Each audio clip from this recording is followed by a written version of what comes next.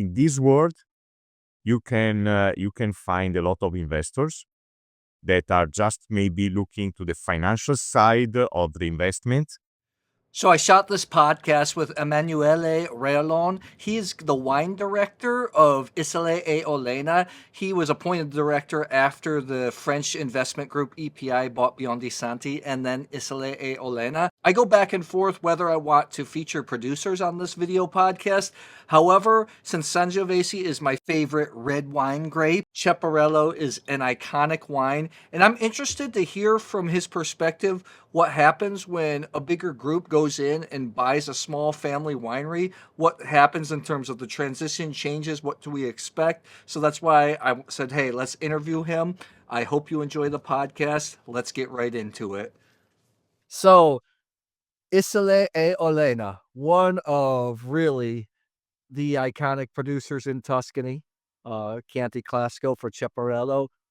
Tell me a little, for those that don't know about the estate, most people, if they are wine geeks, should, but if you don't know about the estate, can you tell me, Emanuele, about Isole e Olena? Just a little bit of an overview of the history.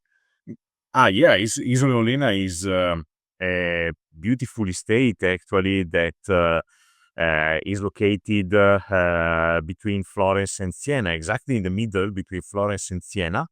And actually, we are located at the hamlets of Isole and the hamlet of Olena, and all around these two beautiful medieval hamlets that we own. We have 56 hectares of vineyards, 16 hectares of olive trees, and 250 hectares of forest that surround all our vineyard and the estate. So it's an historical estate for the Italian wine industry. Not because we are an old one, because Isolina, it's just 70 years old. Yeah. Not it quite recent estate, but a lot of historical things happened there in the last 50 years, actually. One of these was the creation of the second 100% Sangiovese ever bottled in the Chianti Classico area, Cepparello, exactly. That was which we'll taste for people that are watching, which we'll taste a little bit later, but just wanted to show this iconic wine. Yeah. That is an iconic wine. It is part of the wine revolution in the Chianti Classico area. It's one of the, I used to say, it's one of the three musketeers of 100% Sangiovese in that area. That today is absolutely common to have 100% Sangiovese bottled there, but in late 70s it was forbidden. So, and this was the second one ever bottled. So. Now, that's what the estate's most famous for. So, for those of you who don't know, you're part of the group EPI. The French group owns Charles Heidsieck, Piper Heidsieck, also Biondi Santi, which I've been to the estate since EPI has taken over. You're part of that group. You're going to be the wine director there. Now, you're coming from the outside in. So let's talk about people that might not know the style as well. What differentiates the style at Isole e Olena? I think I think the Chianti Classico is still one of the better values in Tuscany, actually, in terms of fine wine. What is it about the style of the estate in terms of the wines? The style we always had in our mind, the focus that we have is to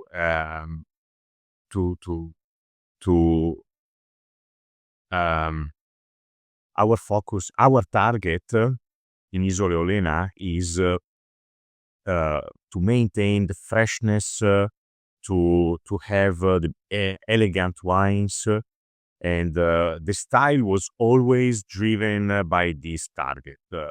So mainly we respect the characteristics of the grapes that we pick up, that we harvest. Because I used to say that we are not a winery, we are a vineyard. and we really want to put in the glass and to give to all our to all our consumers the feeling that they are there. We it's not about a winemaking style. We don't want to follow a winemaking style. It's just about the estate, and it's about the climate condition that we have there. It's about the soil that we have there. That is beautiful soil. We have unique condition, and we just want to transform the beautiful grapes that we harvest in hopefully a beautiful wine. One thing that's different about Cepparello, for instance, or the Chianti Classico Mm. is it's different from maybe iconic wines like Tignanello, for instance, also a very famous Super Tuscan. I know you're allowed a lot. I'll speak on it candidly. Like Tignanello is a little more rounded. Those Antinori wines are a little more rounded in style. But these, you still keep the tannins in Sangiovese. You still respect the grape because you can't run away from the tannins in Sangiovese.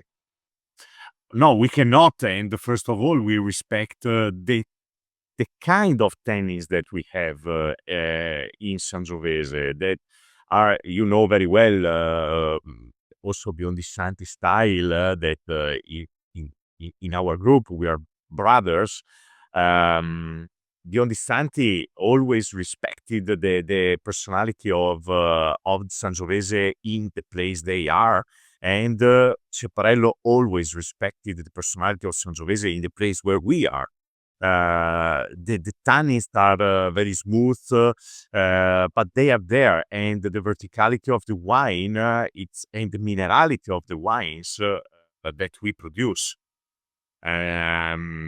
is there because the soil is a very mineral one, and the climate that we have there is a little bit colder compared to other areas, and so also the evolution of the tannins is quite different, of course. How how do you follow like, you're a part of a group, obviously, you come in, you, Paulo, the original owner of Isole e Olena, left.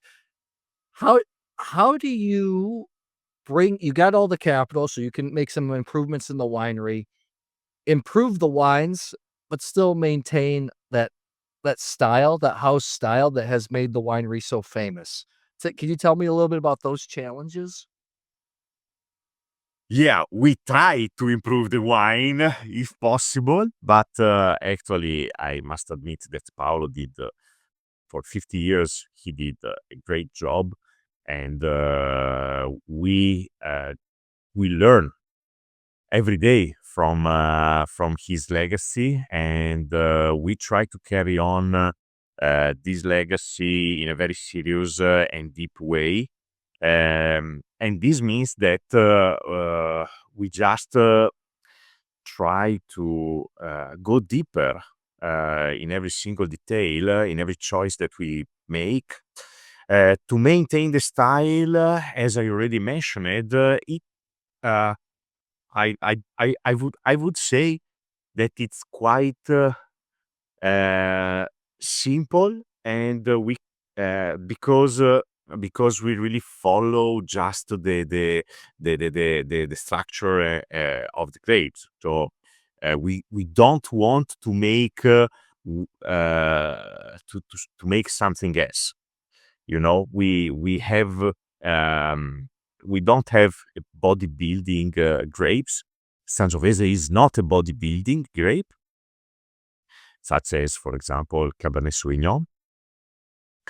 Sangiovese is a very elegant one, and we don't want to make something different from this style, because this is actually the style that nature gives us. Nature tells us which kind of wine we should produce there. The differences they are just in the details, because we have the opportunity now to go deeper to understand better a lot of things, a lot of different things. First of all, the soil.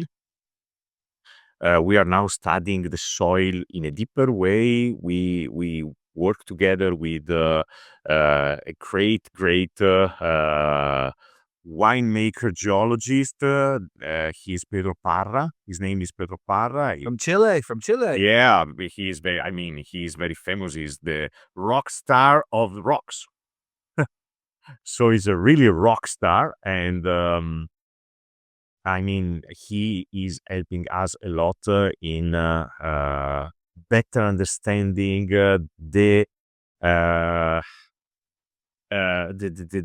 connection between the soil, the roots, and of course the vine, in order to better understand which kind of wine we can obtain from that grapes, from that beautiful grapes that we have. Let's Then we have to transform. Sorry, we have to go ahead. transform this in the winery, taking the right decision. For example, the day we we decide to cut the grapes from the vine is the day we decide the quality of the wine, the final quality of the wine, and then we have to take care of that in the winery.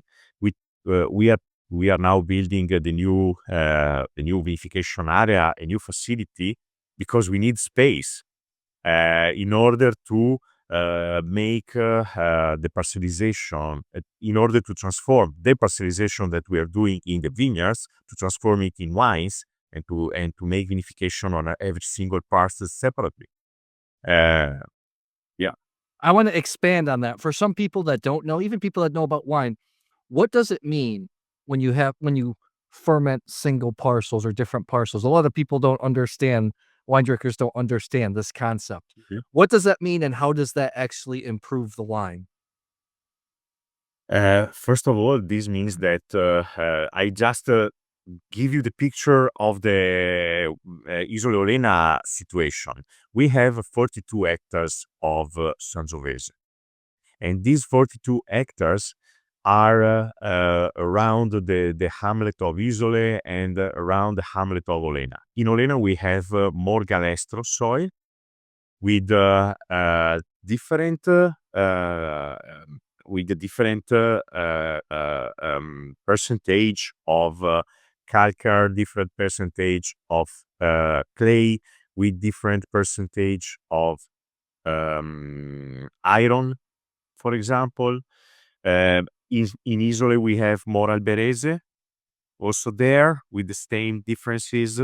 And then we have vineyards at with north side exposure, vineyard with south side, vineyard with west side exposure, east even side exposure. We have vineyards between 350-meter high and vineyard with until 500-meter high. In the middle, we have quite everything. So there are in these 42 hectares of Sangiovese, all these things that I mentioned are combined in different ways.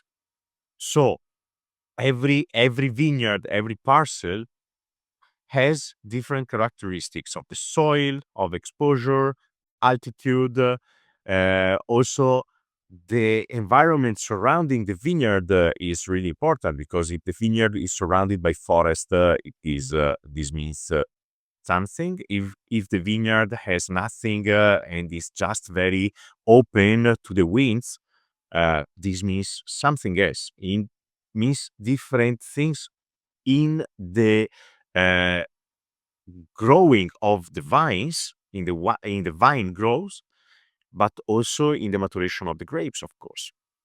So when we pick up the grapes, they every parcel has a different story, has a different life, and has something different to say about Sangiovese, about the same varieties. And the parcelization gives us the opportunity to make vinification of this single parcel, in order to take out the personality of Sangiovese in that particular place, because it's like a man. All of us, we are the same. We have two legs, two arms. We look the same, but if we grow up in a different place, we will have different experiences. Our roots will be different, and then the result will be different. It is so for people that don't like a parcel is just a small part of a single vineyard. So yeah, a vineyard can have many parcels. So you're basically trying to identify what gives the best Sangiovese. What little pieces of land gives the best Sangiovese, which will give the best wine, correct? Yes, yes. I would be also. I would say that we are going a little bit deeper because in a way we know which parcel gives us the best Sangiovese. But the important thing is that, and this we learned from Paolo De Marchi, from his experience, we know that not every year the same parcel will give us the best grapes, Mm. because this depends on the climate in that particular vintage. So we are we are trying to combine all these factors in order every year to take the right decision. Because, for example, Cepparello is not every year made from the same parcels. Every year, Cepparello is made from the best parcels in that particular vintage. And this is what we are trying to go deeper to better understand. Every year is a work that we do every year. So is a never ending work. I have a great question because Sangiovese is my favorite red wine grape. When I go and taste it before harvest, I find it fascinating because within the same row of vines, just a couple plants down, Sangiovese can taste completely different. The bunches can be completely different stuff. Then you go over to another vineyard that's fairly close, and the grapes taste completely different. It's very like I can't imagine the challenges of blending when you're a winemaker. How do the different soils that, for instance, you have affect Sangiovese? Does it like certain soils make it a little more tannic, a little more concentrated? Some make it a little bit more lighter, more elegant. I find this fascinating. Absolutely. The soil define very well the kind of grapes that you will, and the kind of characteristic that we take from that grapes.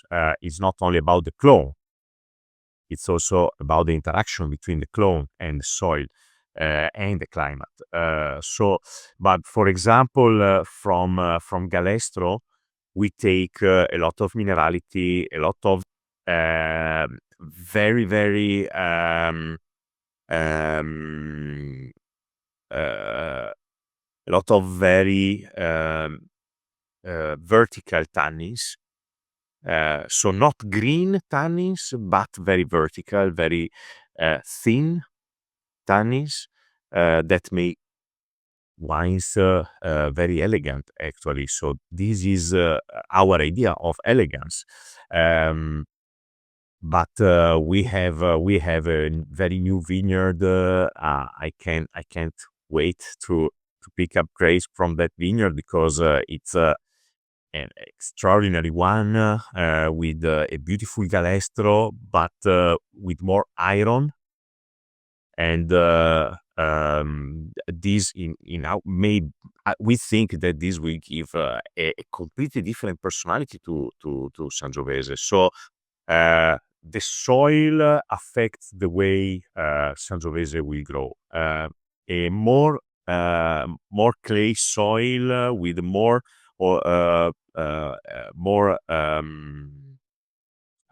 humus will give us a larger Sangiovese with more muscle, more bodybuilding Sangiovese, but with probably less definition um, of the taste. So Mhm. that maybe we must pick up earlier in order to have a better definition of the taste. Let's talk before we get to Cepparello because it says I want to take because I've only tasted this wine with maturity. I've never tasted the current release. Isole Elena also makes small parcels of Syrah, which I've tasted. I think I've only had the Syrah aged. I've never had a fresh Syrah. And then Chardonnay, which I'm excited to I'm gonna taste here. This is the private collection. I know you're gonna change the label, though. I read that you're gonna change the label. 2022 Chardonnay, uh, comes in the US around $90. I know that when I had it before, it was very, I always hate to make this cancer, Pouilly Montrachet in style. It definitely it wasn't too big and powerful like Meursault, but you definitely had a bit of power there. Why why is there a little bit of Chardonnay on the property? Why did Paulo plant Chardonnay? Because of the Chianti Classico history. Because you know that in Chianti Classico we used to have the recipe made by Barone Ricasoli, and this recipe was in this recipe it was mandatory to use at least 15% of Trebbiano, but maximum 30% of Trebbiano. Yeah. So Paolo, when he joined the Isole Olena, he immediately decided to use 15% of Trebbiano, so the less amount possible. But he had enough grapes to produce to use 30% to cover the 30%. So what to do with half of the Trebbiano produced? So he tried to figure out how to make a white wine, white of Olena. But at the very end, it turned out that 100% Trebbiano was not very good. So he decided to overgraft some rows of Trebbiano with Chardonnay in order to have a better blend, to create a blend, Chardonnay and Trebbiano. But finally, when he harvested the first vintage and he made vinification separately, of course, of the Chardonnay, just to understand the potential, he immediately understood that Chardonnay was absolutely outstanding. So he decided he decided to uproot Trebbiano, and he decided to find the best place to grow Chardonnay in the estate. And he did, he took a decision to plant Chardonnay on a north side exposure on a galestro soil with more calcar percentage. And this is incredible. The name, you know that in Italy we used to give some names to the hills that gives you the idea of the potential of the hills, you know. And the name of this plantation at that time, the name of the hill where Paolo first planted Chardonnay was Campacci. This means bad, bad, bad place, bad hills, because it was on a north side exposure. But he immediately wanted, in 1983, he planted this, just think this. He decided to plant this Chardonnay there because he was in love for, of course, the Burgundy Chardonnay. And he tried to find out the best place, and this was the best place. So today we have just 6 hectares of Chardonnay. We cannot have more because we do not have the same condition in other places. We found during these 50 years, we found 6 hectares with the same characteristics. I would say north side exposure, same kind of soil, so same potential in order to obtain a fresh, mineral, vibrant, high voltage Chardonnay. So 6 hectares, so you make I don't know what the yields are, so you're making a good 25,000 bottles of Chardonnay then. Less. Less? Okay. Between 20 and 23,000 bottles. Okay. So for me, I love the smell. I want to get into it. So, because for me, the most impressive Italian Chardonnays I've ever had, Miani's Baracca, up there in Friuli Venezia Giulia, probably some vintages of Dreams, which now Antinori owns, by Yerman. Eh, Let's it. So for me, it smells like people that watch the channel know I love in America. because there's a lot of people. I like Santa Barbara County. Obviously, we all like Burgundy. I love Santa Barbara County Chardonnay, but I'm not a big fan of Napa. But this smells to me what I feel like Napa should be. It's not too oaky. It is powerful. You definitely get some. It's definitely not a shy Chardonnay. You definitely get the marmalade, the sweet peach, the apricot, but the wood is like perfect. It is not too the wood. You can sense that there's wood to build some body, but it your first so you so people that don't know, Paulo was the former owner, also vineyard. You're fir you're the wine director of the state.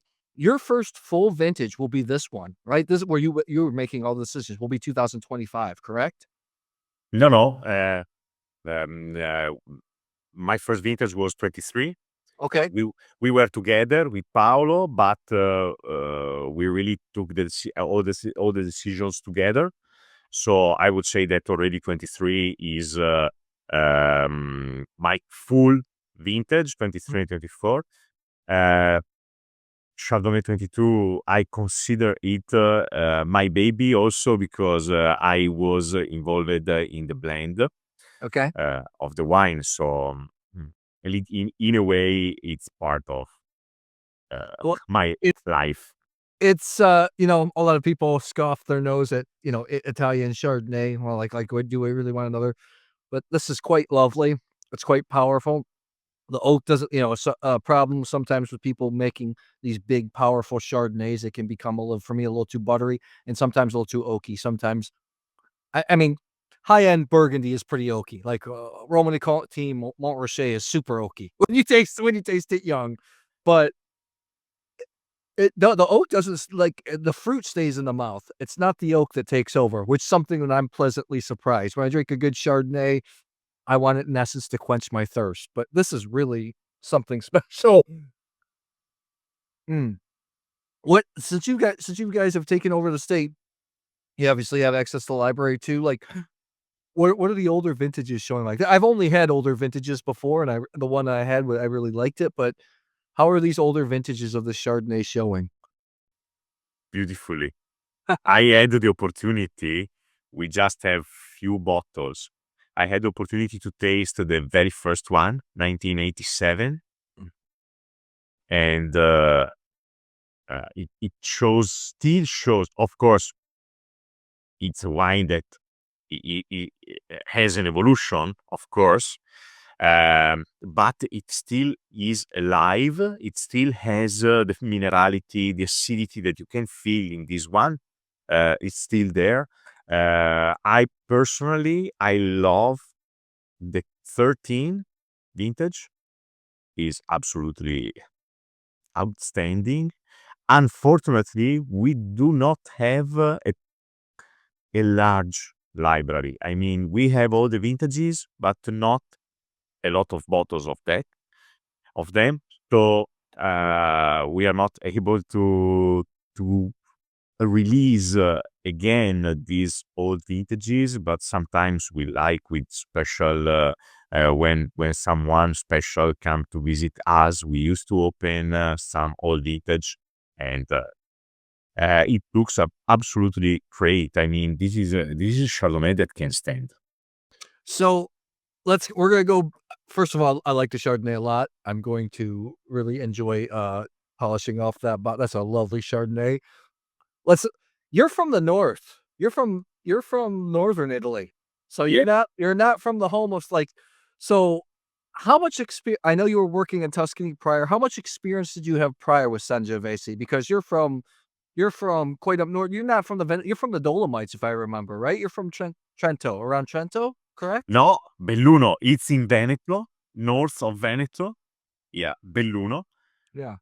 And actually, nobody knows this, but 70% of the Dolomites are in Belluno country. Oh, I, okay. no, So what was your experience when you started working with Sangiovese? Because like I said, you didn't some Tuscan winemakers, that's where they grew up. Sangiovese is in their blood. It was kind of relatively new to you. I mean, what were your surprises, your challenges when you started working with the grape? my first vintage with Sangiovese actually was 2009 when 9 and 10. I Actually, I was working. This is a funny story, but I was working in Romania. But the first two vintages we used to pick up the grapes in Romania to transport them in Montalcino, because we used to have a wine consultant from there, and we made vinification in its his winery, and I used to help also doing fermentation of Sangiovese. So my first Sangiovese was that time, but then I came back in Chianti Classico, and I started working Chianti Classico in 2021, actually, for another winery in Castellini in Chianti, and that was my really first serious and full approach to Sangiovese. Now explain to people, 'cause you're from the North, so you're coming down, you're working with a variety that's late ripening, it's not a super easy grape, a lot of tannins, lot of acidity. What were the shocking things when you started working with Sangiovese? What things actually surprised you and shocked you? Ah, the elegance of this incredible grape. I Because I used to taste I used to taste Chianti Classicos before to drink them, but the thing that I really found out it is that it's really difficult to have a proper idea of what Sangiovese tastes like, because a lot of wineries used to blend Sangiovese with Merlot or Cabernet, and these French varieties cover the personality of Sangiovese, and in order to understand how elegant is and how fine is Sangiovese and how delicious is Sangiovese by itself, you need to be there, and I had to make vinification by myself of Sangiovese before to really understand the incredible and the personality and the complexity of this grape. That it's huge. Let's talk before we go to Cepparello and Sangiovese. I'm just out of my curiosity, 'cause we've actually judged a similar competition together. We weren't on the same panel, Vinadium in Romania. You were working in Romania. Where were you working actually in Romania? Which region? Were you in Delamare? I no, no, I worked in Rekash, Banat area, so the northwest side, Rekash area for for my first experience, and the second one it was northern area, Arad, Yeah. that is Minish.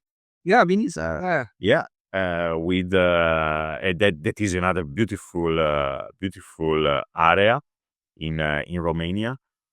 Yeah, I used to work there 10 So years. for people that don't recognize, is the largest bottler, the largest producer in Romania, if I'm Yeah. s Yes, Kramele Rekash is a winery.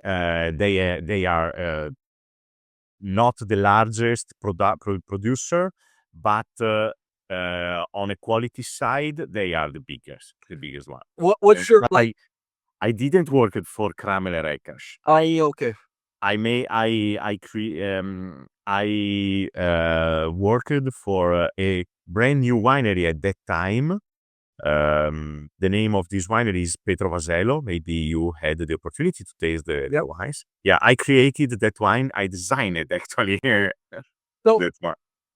before we go to back to Sangiovese and Cepparello, just out of a curiosity, you're Italian, you come from one of the, the great wine producing countries on the planet, and working in I have a lot of experience in the unique and exotic countries of the wine world as well. What was your impressions and experiences of working in Romania, especially the potential of wine and viticulture? I lived there for 10 years, and I must admit that in that 10 years, the wine the wine scenario, the wine panorama in Romania completely changed and evolved a lot.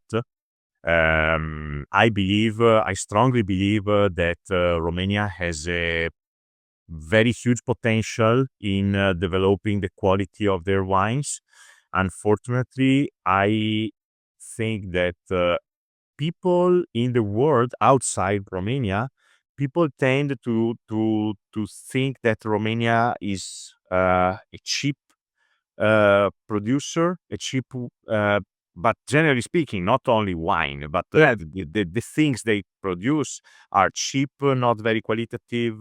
This is not true. This is something that Romania should try to build the brand awareness, the quality awareness of the things they do.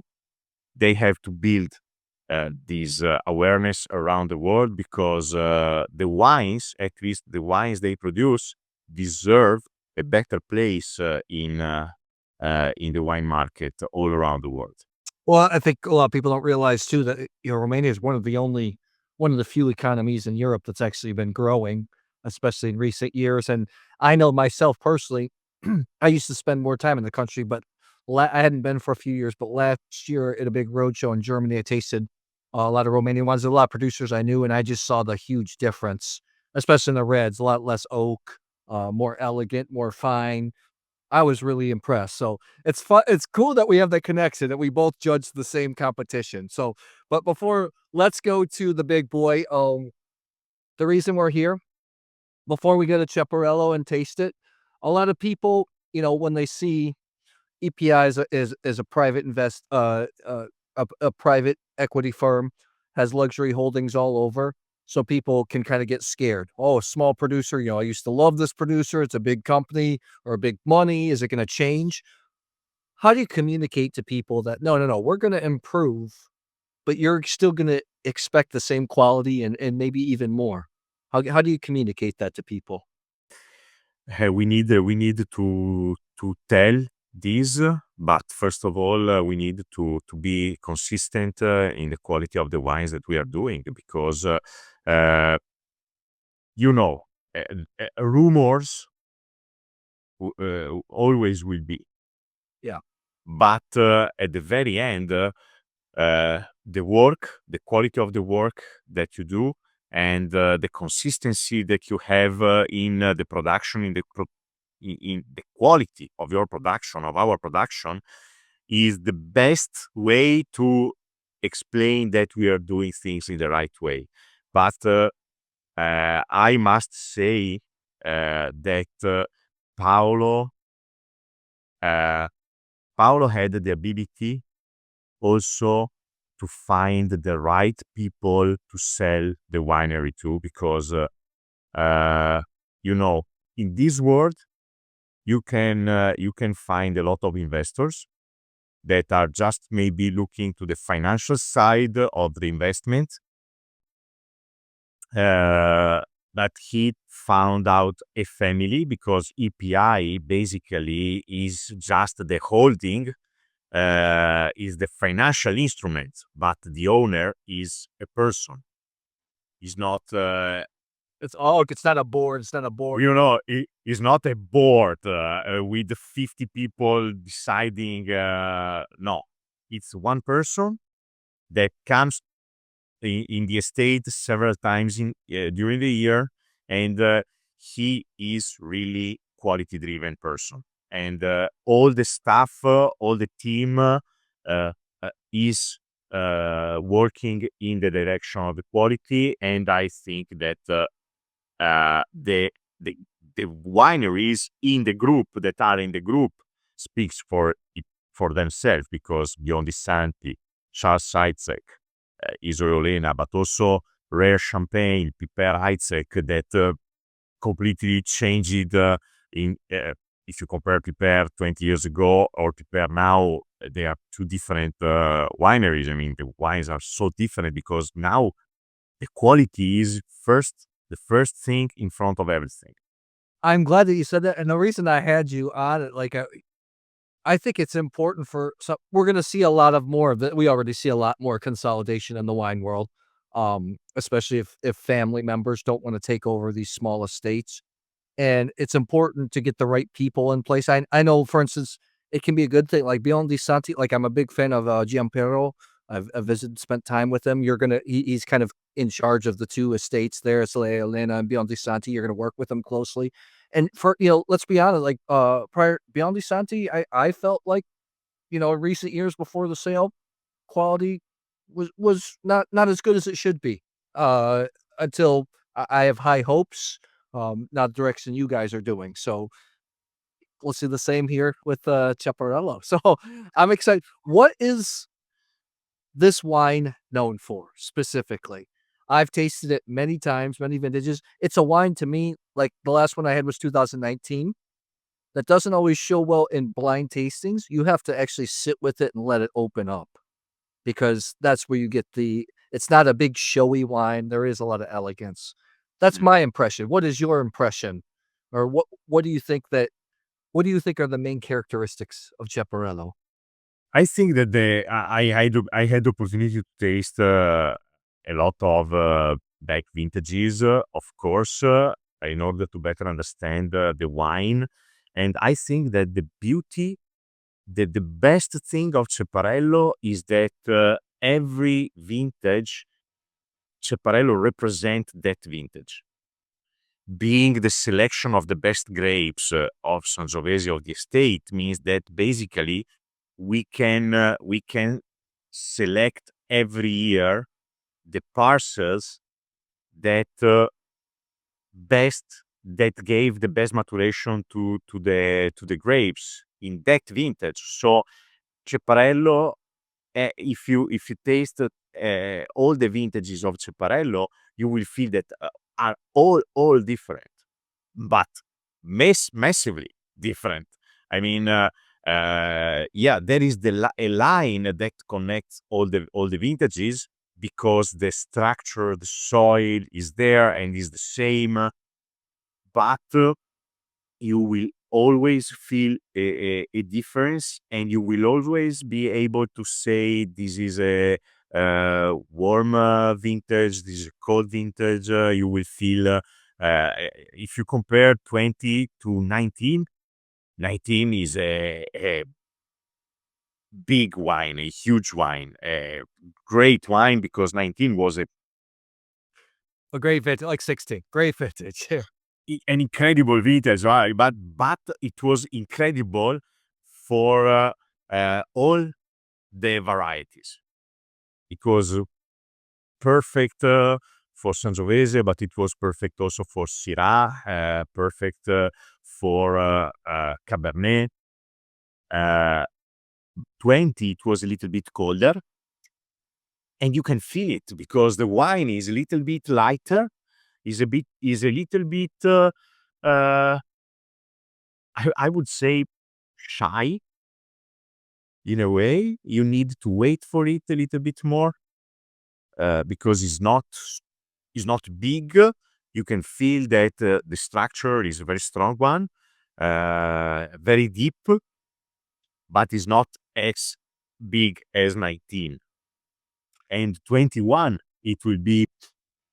Well, I'm excited because I've loved the 21 Chianti Classicos I've been tasting. So I'm excited to see what 21. Now, for people that don't know Chaparral, I'm actually surprised for as iconic as a wine it is. A couple of wine people actually don't really know about it. Paulo was not happy with the original Chianti Classico formula with the white grapes.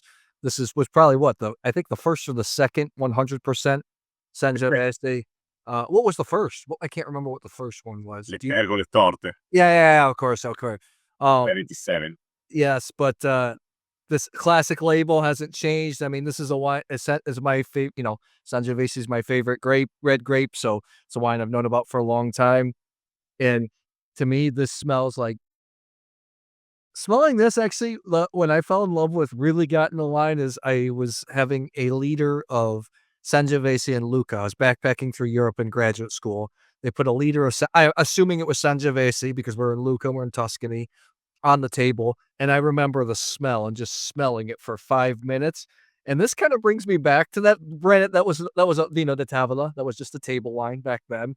But I You know what I like about Cepparello? You Cepparello always has that touch of rusticity that Sangiovese brings. It's not trying to be modern. You get some of these Super Tuscans, some of these Sangioveses are a bit polished. This is not. I still get sour cherry. I get the mahogany, the cedar, but I get that touch of rusticity, that almost muddy characteristic that I love about the variety. I mean, I'm really, I know 20 is not as well regarded as 9 because 19 is just such a great vintage, 16, 21. But I'm really liking the nose on this. Yes, I love 20, honestly. I feel sorry for that vintage because it's in the middle between two huge vintages, but 20 is a beautiful one. And people, I'm always shocked when I'm in Tuscany. I love Sangiovese so much. Sometimes a lot of Americans come, casual wine drinkers, and they're like, I don't like the wines as much as I thought because they're used to more rounded flavors. Like here, you still have the acidity of Sangiovese, you still have the tannin, although the tannins are nicely fine grained. It's not a polished contemporary wine. Just a high quality Tuscan wine, right? Yeah, but this is what everything is about. I mean, we don't want to produce something that is not has not the personality of the place because the authenticity is absolutely is so important for us. What when you make great wines like this, like Chaparral, you want it to express the vintage, but also when consumers are paying, top dollar, like this is about 120, $130 in the US, they do want a certain level of consistency and excellence. So how do you as a winemaker, as a producer, at the end of the day, this is a commercial product. We need to sell it. You need to sell it. How do you balance that? Showing the year, but yet making high quality stuff and consistency. Not sleeping. This is the way. I mean, no, it's a joke, of course, but uh, we know the direction we want. We know the style we want to maintain. So we need to act in order to ensure our consumers that we are going to give them this every year in a consistent way. Um, and we do exactly the same thing, the very simple same thing that Paolo did for 50 years there. I mean, when we talk about our wines, we talk about vineyard management, and we are absolutely mm, insane, I would say, in management of the vineyard. And when it is about to pick up the grapes, to take the decision to harvest, we go in the vineyard, we work in the vineyard, we taste the grapes, we try to find out.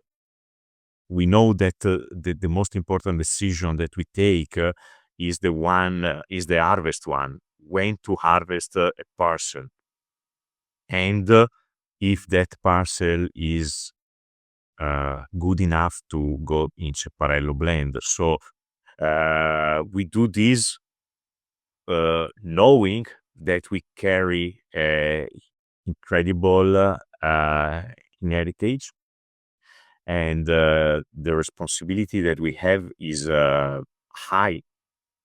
Well, it's funny because I think people don't understand, especially if you've never worked in agriculture. Like my father's a farmer.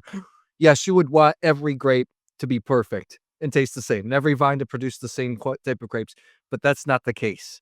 You're playing with a lot of different shades of color, and you have to create something that you know has a certain quality, a certain house style, but you have to do it with what nature or what the raw material is. Anybody that's cooked knows if you bet better ingredients, the food is gonna be good once you put it together, right? Right? But the sky is our roof, so we need to act according to the climate, to the conditions. But I used to say that I feel blessed to work in Isole Olena because we have as I told you at the beginning of the podcast, we have so many different conditions in the vineyards that every year we have a lot of different characteristics, and I love this because, in my opinion, complexity means richness. So having the opportunity to pick up grapes that are completely different from the same variety but completely different, that has different characteristics, and to make vinifications separately, all of them, to take out the best that they can give us, and then decide how to blend them together in order to give the best wine possible to our consumers. This is our job, and in my opinion, uh, this is a beautiful.